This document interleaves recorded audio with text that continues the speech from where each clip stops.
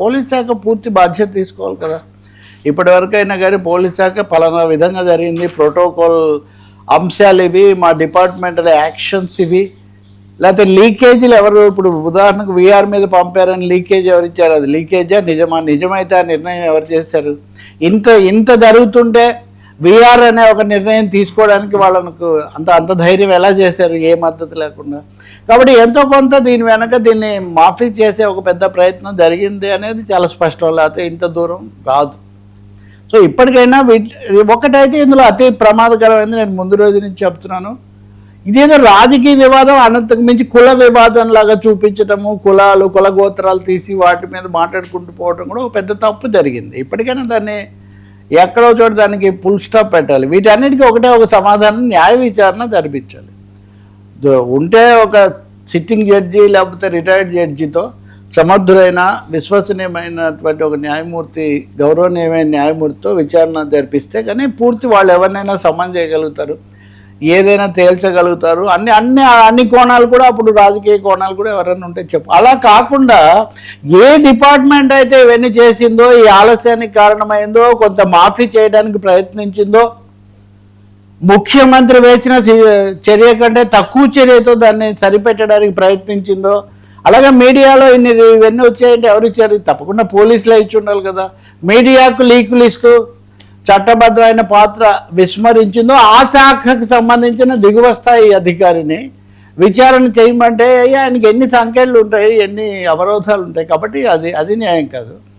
అలాగే జగన్ లేకపోతే అంబటి రాంబాబు చాలామంది అడుగుతున్నట్టుగా సిబిఐ అనేది కూడా కాదు, ఎందుకంటే సిబిఐ మీద కూడా జాతీయ స్థాయిలో చాలా సందేహాలు ఉన్నాయి. కాబట్టి ఇక్కడ కూడా వాళ్ళే అధికారంలో ఉన్నారు, కాబట్టి డబుల్ ఇంజన్ సర్కారు, కాబట్టి ఈ సమస్య కూడా వస్తుంది. నా ఉద్దేశంలో సిబిఐ కంటే న్యాయస్థానాన్ని అడిగి ఒక న్యాయ విచారణ పూర్తిగా జరిపించటం, అన్ని విషయాలు కూడా వీలైతే ఒక అఖిల భారత సమావేశాలను చేసి ప్రజలకు కూడా దీని మీద వివరాలు చెప్పడం తప్ప దీన్ని సాగదీసిన కొద్దీ సందేహాలు పెరుగుతాయే కానీ తగ్గవు అన్నది మటుకు చాలా స్పష్టం. ఇప్పటి వరకు ఆ దాచిపెట్టిన కొద్దీ ఇది ఇంకా పెరిగింది.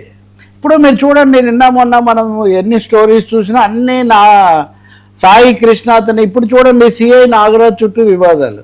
ఇదే సిఐ కదా, ఇదే సిఐ గురించి కదా ఇన్ని రోజులు రాశారు. ఎందుకు అప్పుడేమో ఇది అప్పుడెందుకు రాలేదు, వీళ్ళని కదా ఎవరైనా సరే అప్పుడెందుకు రాలేదు అంటే సెక్షన్ ఆఫ్ మీడియా ఒక భాగాన్ని మటుకే చెప్తూ వచ్చింది. నేను ఇంకోటి కూడా చదివి వినిపించాను, ఒక తోటలో జరిగిన దాని గురించి ఎలా రాశారని. ఈరోజు కూడా మీకు చదివి వినిపిస్తాను, అంటే ఎంతో కొంత ప్రభావం ఎలా ఉంటుందని. సాయి కృష్ణ నవీన్ మధ్య సెల్ ఫోన్ విషయంలో వాగ్వాదం జరిగింది. ఈ క్రమంలో నవీన్ను సాయి కృష్ణ చెంపపై కొట్టాడు. వెంటనే అతను పక్కనున్న కర్ర తీసుకొని కొట్టాడు. దీంతో సాయి కృష్ణ బీర్ సీసా పగలగొట్టి నవీన్ మెడ, ఛాతీ విభాగంలో విచక్షణారహితంగా పొడిచాడు. నేను ఇప్పటికి 4 వాక్యాలు చదివాను, నిన్న ఒకటే వాక్యం. బీర్ సీసా పగలగొట్టి పొడిచి చంపేశాడు అంటే మీడియా ట్రయల్ అంటే ఇంక ఇదే. ఇప్పుడు 4 వాక్యాలు. విచక్షణారహితంగా దానికి ముందు అతను కర్రతో కొట్టాడని కూడా ఇందులో ఉంది. మనం లేం కాబట్టి, మన దగ్గర లైవ్ టెలికాస్ట్ ఏం లేదు కాబట్టి విచక్షణారహితంగా పొడిచాడు. నవీన్ను ఆసుపత్రికి తీసుకువెళ్తుండగా మార్గ మధ్యంలో చనిపోయాడు. సార్, ఒక మీడియా రిపోర్టింగ్ బాధ్యత కలిగిన వాళ్ళు బీర్ బాటిల్ పగలగొట్టి పొడి చంపేశాడు అని ఒక వాక్యానికి కొట్టుకున్నప్పుడు గాయాలయ్యాయి. సరే పోనీ చనిపోయాడు, సరే పోనీ బీర్ బాటిల్తో కొట్టాడా, పొడిచాడా, 4 పూటలు, అది కాదు బాడీ. అది వేరు. అది మళ్ళీ మీరు కూడా అంబటి రాంబాబు కన్ఫ్యూజన్లో పడిపోతున్నారు. ఆ తర్వాత అతన్ని మృతదేహాన్ని జగ్గయ్యపేట ప్రభుత్వ ఆసుపత్రిలో పడేసి సాయి కృష్ణ పారిపోయాడు. ఇప్పుడు వైసీపీ నేతలు చూపిస్తున్న ఫోటోలు సాయి కృష్ణవి కాదు, అతని చేతిలో పడి చనిపోయిన నవీన్ రెడ్డి అని పోలీసు ఉన్నతాధికారులు స్పష్టం చేస్తున్నారు. ఇప్పుడు ఈ విషయం స్పష్టం చేయడానికి పోలీసు అధికారులకు ఇంత సమయం ఎందుకు పట్టిందని నేను అడుగుతున్నాను.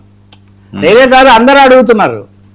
సార్, ఒకవేళ మీరు చెప్పింది పూర్తిగా నిజం అనుకుంటే కూడా అంబటి రాంబాబు ఫోటోలు చూపించిన మొదటి రోజే ఇదిగో దీని వెనక ఇది ఉంది, ఈ విధంగా జరిగింది, అతను కాదు ఇతను అని మీరు చెప్పుండొచ్చు కదా. స్పష్టంగా ఇది కూడా అధికారికంగా చేయట్లేదు, అనధికారికంగా స్పష్టం చేస్తున్నారు. కాబట్టి ఇక్కడ చాలా తెర వెనుక వ్యవహారం చాలా జరిగింది. జరిగిందని మాఫీ చేయడానికి లేదా ఒక పక్కదో పట్టించడానికి చాలా ప్రయత్నాలు జరిగాయి. దాని వెనక ఎవరెవరు ఉన్నారు? ఇంకొకటి అతను నిజంగా నేరస్థ శక్తులు మాఫియాలు ఉన్నాయి అది ఇది అంటే మరి అదన్నా బయటికి రావాలి కదా జనానికి. ఊరికే కథలు రాజకీయ పార్టీలు అప్పటి తమ ప్రయోజనాల ప్రకారము లేకపోతే మధ్యలో కులం కూడా తీసుకొని వచ్చేసి మీడియాలో ఆ పూటకు సంబంధించి ఇంతవరకు సిఐ నాగరాజ్ చుట్టూ వివాదాలు ఉన్నాయని వీళ్ళందరూ ఒకసారి కూడా ఎవరు రాయలేదే. ఉదాహరణకు ఇప్పుడు హఠాత్తుగా ఎందుకు వస్తున్నాయి? చాలామంది చర్చలు పెట్టారు నిన్న, అంతకుముందు ఏం లేవు. కనీసం అన్ని కోణాలు చూడండి బాబు అని చెప్తూ వచ్చాం మనం. అప్పుడకి తోచింది అవసరం అనుకుంది. కాబట్టి ఇప్పటికైనా న్యాయ విచారణ ఒక్కటే దీనికి పరిష్కారం. న్యాయ విచారణ చేయాలి, పూర్తి విషయాలు బయటపెట్టాలి. అలాగే ఈ సీసీటీవీ ఫుటేజీలు అనండి ఇంకోటి అన్ని న్యాయమూర్తి గారు చూసుకుంటారు.